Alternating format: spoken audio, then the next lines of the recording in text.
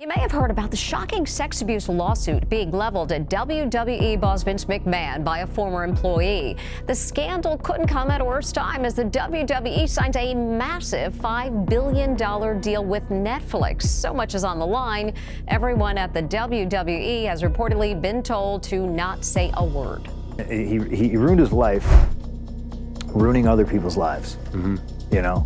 So there's very much a part of me that's just like, all right, we got him, good. Shuffle him into the basement.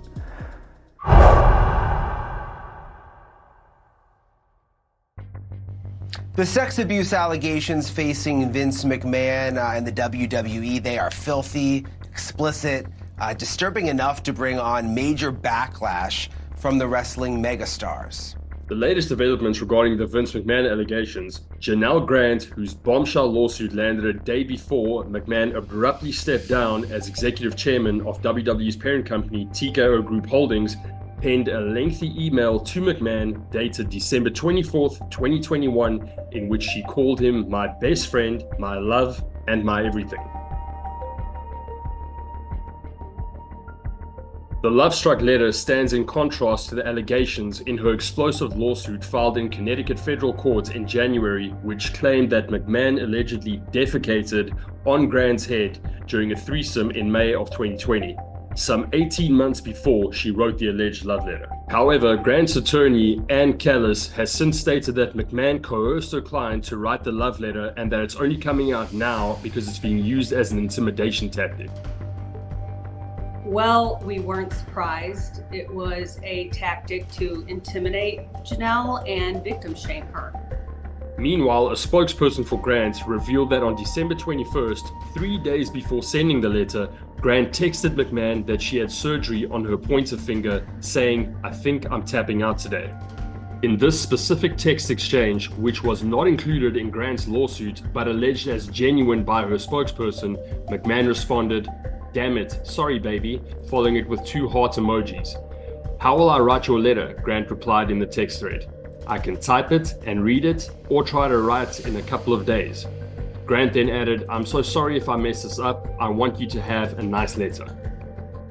It reminds you like that Nexium, that, like collateral, right? You have collateral on you. Write me this letter, because he instructed her to write him. Wow.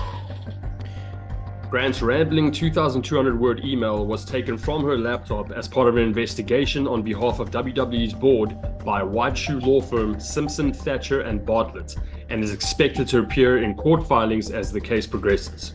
I just know that that Simpson Thacher did not interview Janel as a part of this investigation. She made herself ready and available, and they did not interview her. Controversial WWE star CM Punk actually left the WWE years back because he didn't see eye to eye with Vince McMahon. "Vince, I need to talk to you." And Hunter was in the room, and he goes, "Oh, I'll leave." And I went, "No, you know what? You can stay. I don't care. You need to hear this too." And I just looked Vince in the eye, and I said, "I do not love this anymore. I'm fucking sick. I'm fucking hurt. I'm fucking confused. I don't know as a business what we're doing anymore. Every day you tell me this is a team effort, but every day it's a fucking individual effort by me to find what's necessary to even fucking come here." I said, "It's not fun. I have zero fucking passion for this. I'm fucking concussed. I'm fucking hurt. And all you care about is what segment I am and how soon I can fucking get my gear on and when I can pee in this fucking cup. And I don't want to do it anymore." And then I said, "Look, I thought when I re-signed 3 years ago, Vince, I told you if I couldn't be all that I could be, that you should fucking fire me. That if I was a fraud and I was anything less and fell short of the fucking mark," I said, I sold more shirts than John Cena until I turned fucking heel for you. You said you owed me one. I worked guys that were fucking dangerous, and you said you owed me one. I did all these fucking things, and all I wanted was the main event of WrestleMania. And it's fine if you don't think that is me and that I'm that caliber of a fucking superstar, but then you need to fucking fire me. because I do not want to be here, and I do not want to be anything less. I will go somewhere else, and I will get more fucking over, because I know I can. You have shackled me. You have creatively stifled me. You have made this a very toxic environment. I no longer want to be here. He also expressed that he had no desire whatsoever to ever return to the company. I know myself, and I know what's in here, and I have no desire to go back. I don't think they have a desire to see me back either, so, you know, everybody's happy. CM Punk then, of course, had a very unsuccessful, unspectacular stint in the UFC, which didn't go well at all. He's a very nice guy. He's a very nice guy, and he's a hard worker, but he does not have athletic talent. He's missing a lot, and he's a showman, and when he was in the WWE, he was allowed to say, I am the fucking man, and throw his arms up in the air, right. And they had it scripted so that he was the man.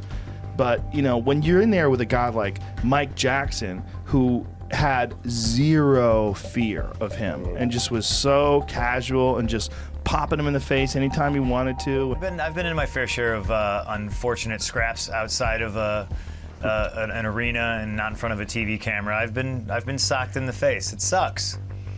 CM Punk, of course, recently rejoined the WWE, and he didn't hold back when he was asked what his opinion is regarding the Vince McMahon allegations. I mean, how do you feel? There's no positivity there. You know, there's very much a...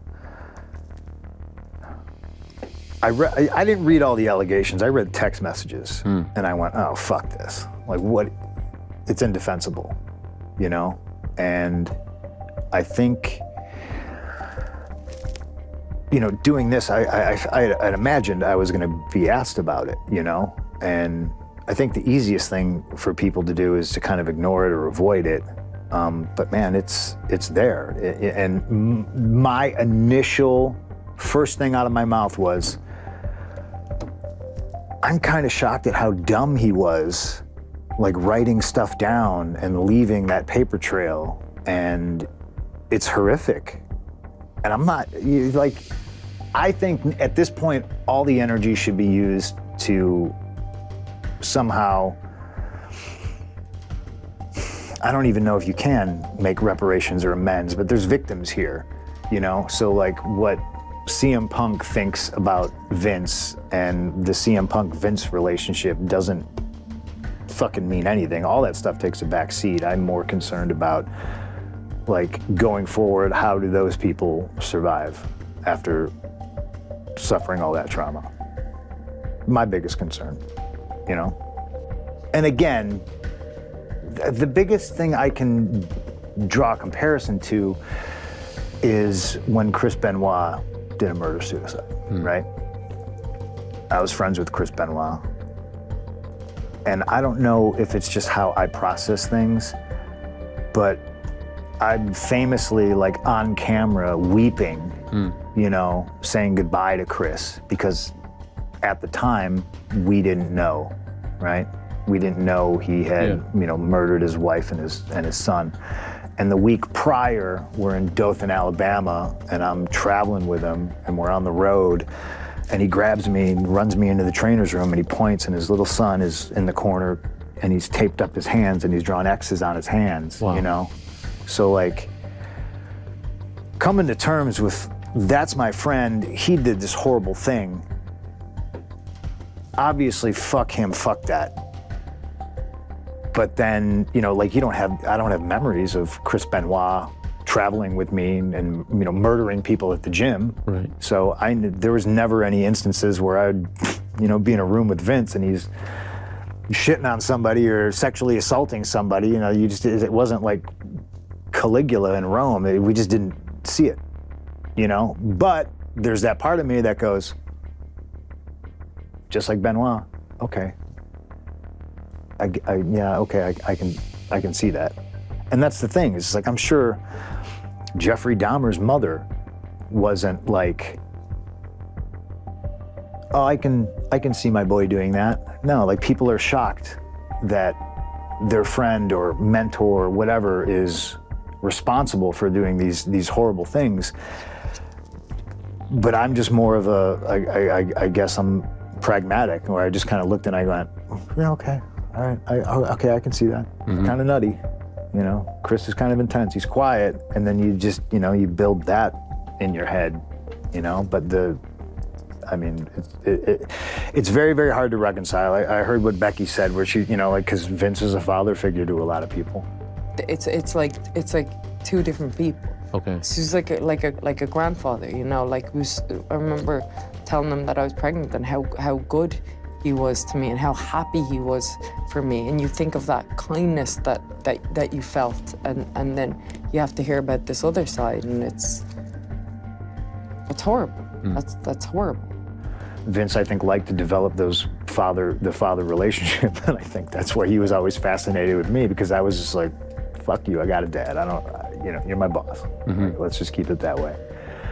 But it's been a while. Like, it's just been wild, all that shit. And he ruined his life, ruining other people's lives. You know, so there's very much a part of me that's just like, all right, we got him, good. Shuffle him into the basement. Now, for those of you that have been following the allegations against Vince McMahon, knows that this story is developing at a rapid rate. So let me know what you guys think in the comments, and as always, thanks for watching.